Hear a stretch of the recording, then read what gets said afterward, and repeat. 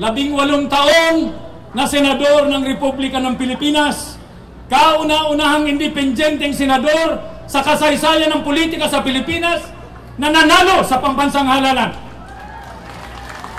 Sa tulong ninyo, hindi lamang isang beses, hindi lamang 2 beses, hindi lamang 3 beses, kundi 4 na beses bilang independente. Nung nakaraang 2013 elections, tayo po ay hinirang na vice presidente ng una. Alam niyo po, hindi ko pwedeng pabayaan ang standard bearer ng una na tumakbo na nag-iisa.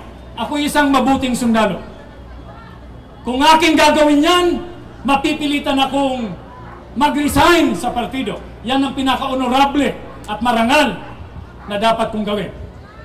Kaya mga minamahalang kababayan, sa pagkakataong ito, ikinararangal kong tumayo sa harap ninyo, sa tabi ng isang tunay na pinuno ng ating bansa, na may malasakit at pagkalinga sa inyo. Isa sa inyo,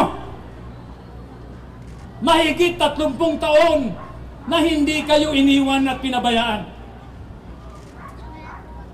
Huwag nating pabayaan siya ngayon. Tulungan ninyo siya. Tulungan natin siya. Tulungan natin ang una. Dahil ang taong ito ay tunay na commander-in-chief. Tunay na pinuno. Ang tunay na pinuno ay hindi nang iiwan.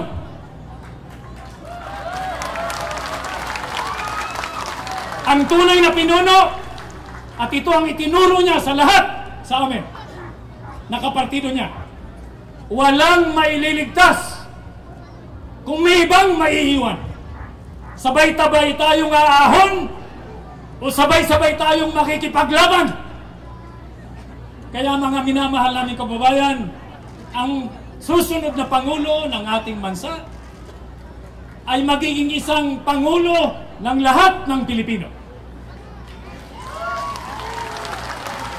Gagamutin niya ang malalalim na sugat na dulot ng sobrang pamumulitiko.